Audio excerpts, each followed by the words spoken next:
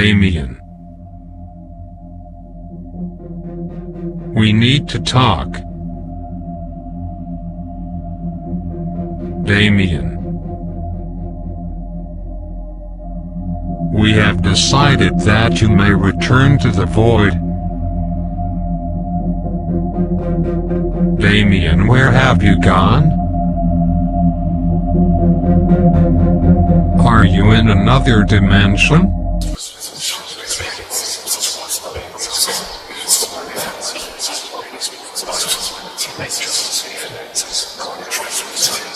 I need to speak with you.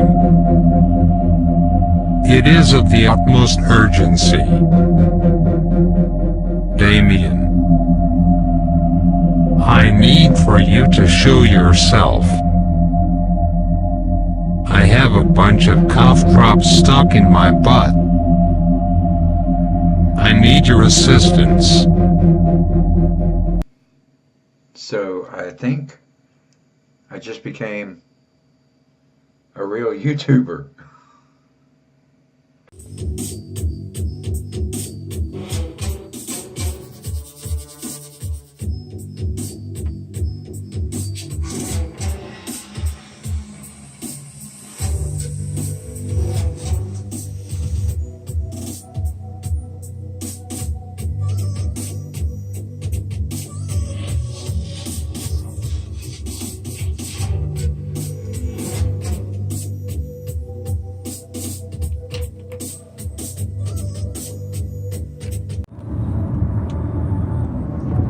Alright, so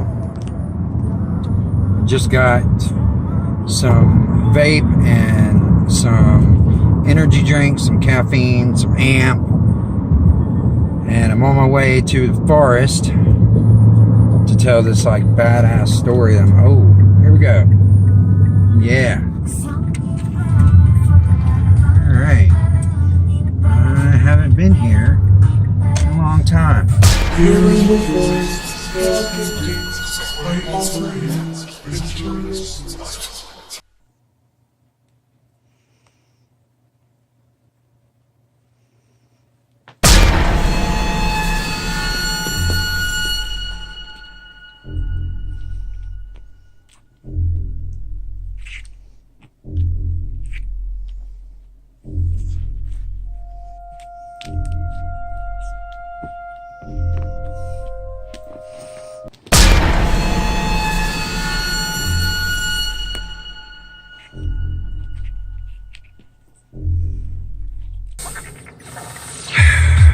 Okay, TMI confession time. I suffer from IBS. If you know anything about it, it sucks. And you know, when your stomach starts making that noise, you know the one, you know, that is like it's kind of like a gurgling, but it's like it's got a high pass filter on it, and it sounds, I can't even describe it, but it's when you hear it, even before you feel it, you're like, oh shit, I better hang out near a bathroom. So I went home, and I figured I'd film the rest of this at home and just say, you know, screw the forest idea. But now it's like I gave the forest so much hype, and I said I was going to do it on Twitter. I don't even know why I'm on Twitter, but you know, I'm kind of glad I am. I've made some cool interactions on Twitter, and I'm kind of happy about that. So, you know, I guess it's worth it ultimately. But so now I pooped. So now I am making the effort to try and go back to the forest again. And I just like saying forest. It's really, ultimately, I think it's a park. Alright, so I'm about to take you all to the edge with me. And I mean that quite literally. We are going to the edge.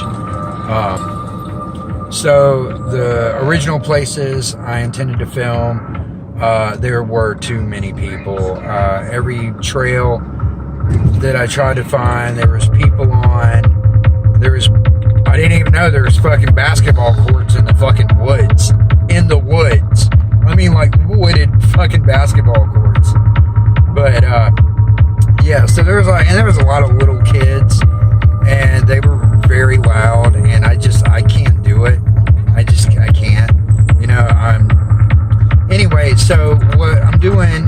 taking you to the neighborhood where I grew up. And there is a place in that neighborhood. It is a dangerous place to get to, but we're going to go there. So now we are almost kind of at the location. We're at where I am going to park. All right. Oh yeah. It's about to get real. All right. I swear it didn't, it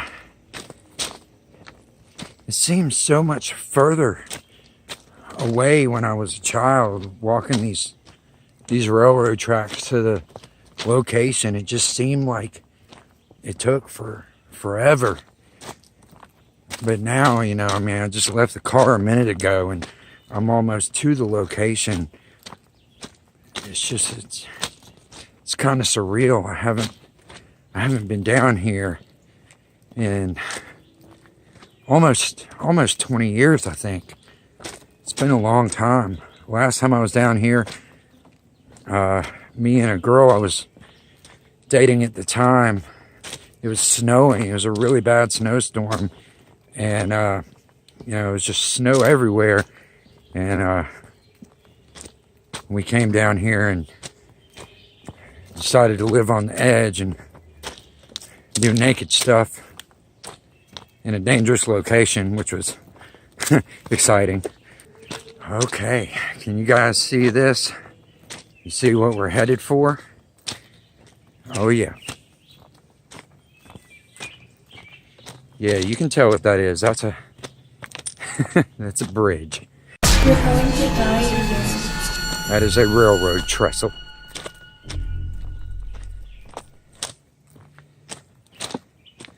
This is what we're doing.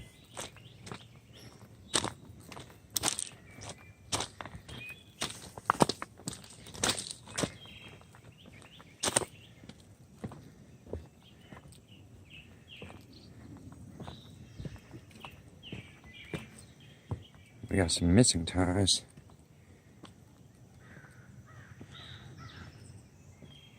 When I was a child,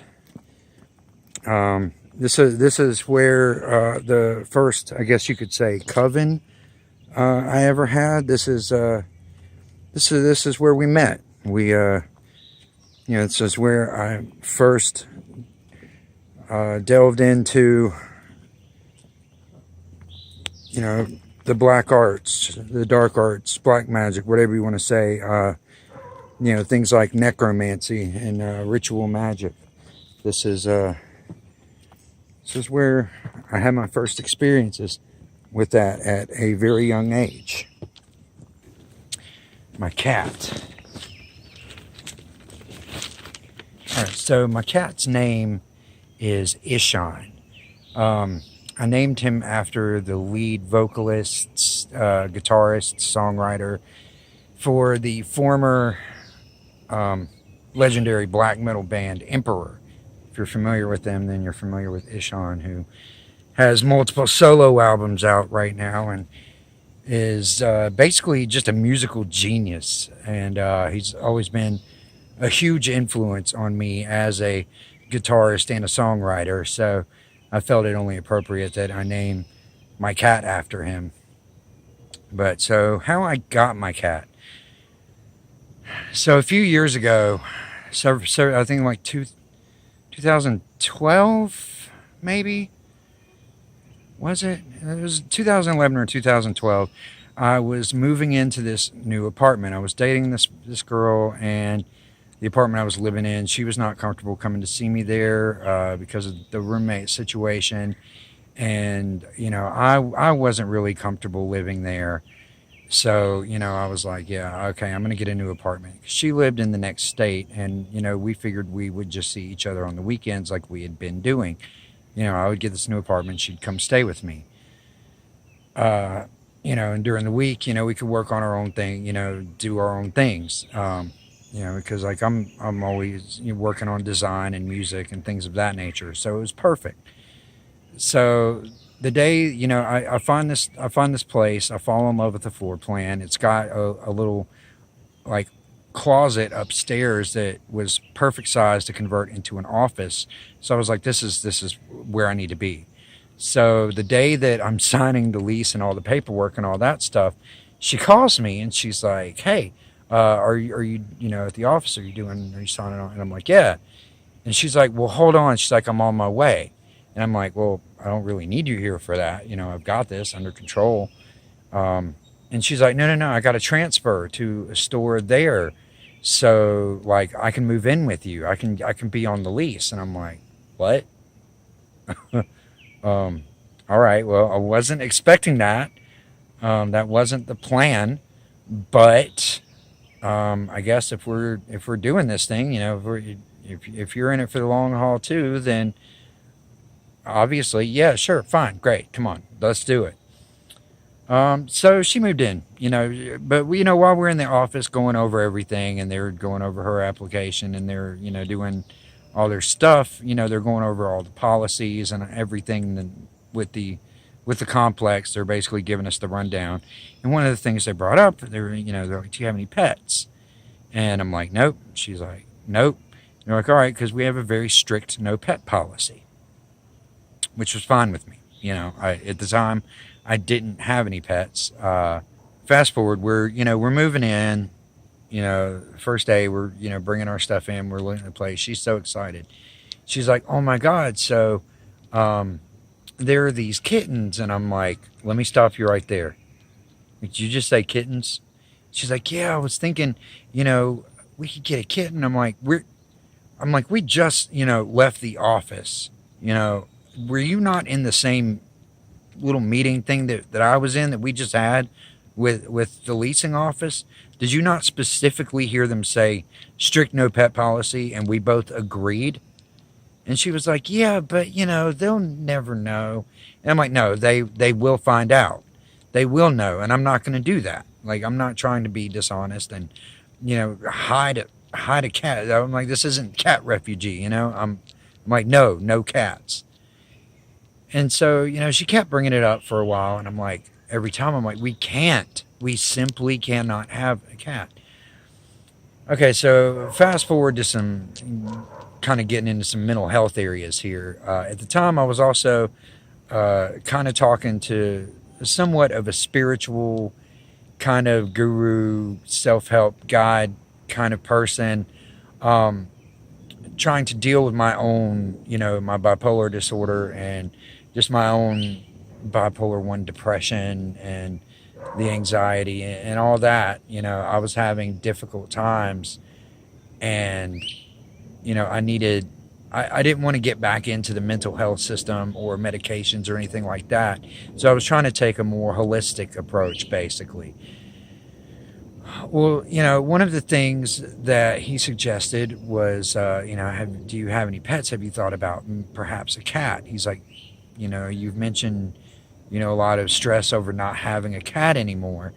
And I was like, well, yeah, I'd love to have a cat, but, there's a strict no pet policy at my apartment complex. And he was like, well, there's ways around that.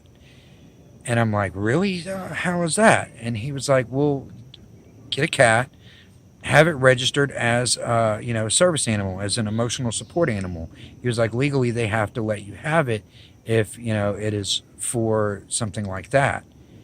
And I'm like, oh, that's awesome. And I'm like, well, we'll see. I'm like, I got a girlfriend right now, and, having her there kind of helps. So fast forward again, she brings up the whole kitten thing again. And I start thinking about it and thinking about what he said. And she's like, I know of this litter of kittens, and, there's a little solid black one. I know you'd love it. She was like, you can name it anything you want. And I'm like, oh, I get to name it now. And she was like, yeah. And she was like, what kind of names are you thinking? And immediately I thought of Ihsahn. So I'm like, fuck it. All right. I'm like, get the kitten. And she's super excited. So I come home from work the next day, and I open the door, and there's not one, but 2 kittens. And I'm like, well, this is interesting. I wasn't planning on 2 kittens. I'm like, what are those? Well, I was like, why is there 2 kittens? And she's like, well, we both work, and, I thought that, the one would get lonely. And I'm like, does the one a boy? And she's like, yeah. And I'm like, they're independent. I was like, give him a couple of months, and he's not going to give 2 shits whether the other kitten's here or not. I was like, I promise you that. I've got this cat for a little while. These cats. And I end up losing my job. The place I'm going, they tell me they might be going out of business. They have to let everybody that's there go. Kind of sucked because I loved the job. It's one of the favorite jobs I've ever had. But, and I was kind of running my own thing out of there as well. I was trying to do my own clothing line, and the place was perfect for that. But so I fell into a really deep depression, and having the kittens there helped tremendously. Well, at the same time of losing the job, my girlfriend breaks up with me, but she doesn't want to move out. Well, so, I basically gave her a month to find another apartment and move out, and she did. And, one of the agreements we had, she was supposed to it was her responsibility to get the cats fixed, which never happened. I ended up doing that. So, she moves out, she gets another place, and I'm like, all right, well, when are you going to come get your cats? Like, these are your cats. Like, you're the one who, said you would be responsible for them. I was like, you need to take the cats because I can't have cats here. Technically, she's like, well, there's a no pet policy in my apartment. I can't have him here. And I'm like, are you fucking kidding me?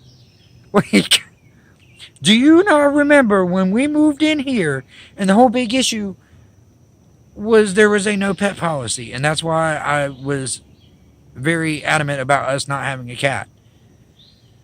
And now we have 2. Now I have 2, which you will not take any responsibility for. Well, anyway, so basically, long story short, I tried to get her to take one of them. I said I would take one. She was like, oh, I can't give it the attention. So I was like, they're going to be happier with me anyway, and I love them. I have fallen completely in love with both of them, and I know I can take care of them. I'll keep them.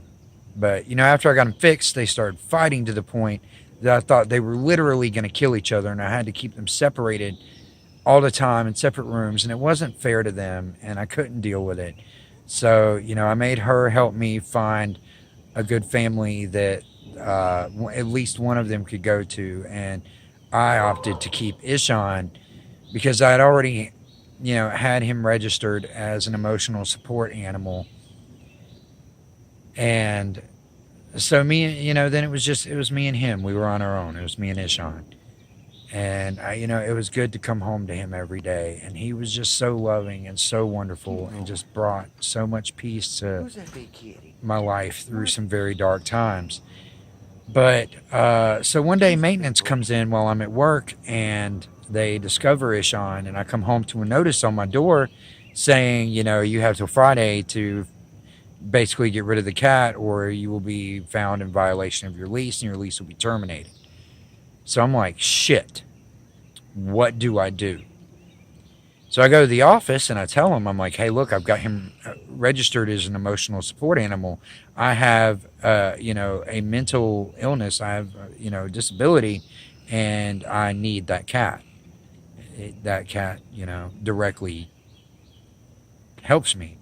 And they're like, all right, well, the only way that is going to work is you're going to have to provide us with a letter on, registered letterhead of, a licensed healthcare provider stating that you have an ADA recognized disability and that this cat is necessary in dealing with the symptoms or whatever of your disability. So I'm like, I explained the situation that I've been going to this, kind of self-help, like spiritual guru guy, and that he's got a PhD, that he is recognized, as a PhD. And, I explain my past, having been in and out of the mental health system, and, my experiences with medication. And I'm like, I don't want to get back into that. That's what I'm trying to avoid, and this cat is kind of paramount to that. And they're like, that's the only way you can keep him. So I have to go get re-diagnosed. I have to go to a new mental health care facility, get re-diagnosed again. I see 3 different psychiatrists in one day. 3. And they all come up with the same diagnosis, and they all, have the same things to say. So I'm telling them, I need this. I've got this cat. This is the situation that I'm at with my apartment. Can you write me a letter stating that, can you basically prescribe me a fucking cat? So the last psychiatrist saw was like, sure. So he gets a prescription pad and he writes, that he's technically prescribing me a cat. Well, I take that to them and they're like, this isn't going to work. So, the next day I'm calling him, and apparently he has left to go on vacation. So I'm like emailing everybody in their company roster, trying to find whoever is above him, somebody who can write me a letter stating that, I have this disability and that it's ADA recognized, and that the cat is paramount to coping with the symptoms. And, the cat is part of my therapy and treatment. And, I finally get an email back from someone at another office in another city in our state. I guess it's basically the main corporate place of this healthcare provider. And it's like the assistant of like the CEO who started the whole company or whatever. And she's like, I got your email. I called the director or head or whatever and told him your situation. He's currently on vacation. And she was like, but he is going to write you a letter since you are in our care technically. And he agrees with you and believes that given what your disability is and, your story and your situation and the fact you're receiving care from us, he wants you to have the cat. He thinks it'll help. So he's going to write you that letter. Tell us who we need to fax it to and we'll get that to them. So that's what happened. And I got to keep him. And now our apartment is under new ownership. It recently got sold.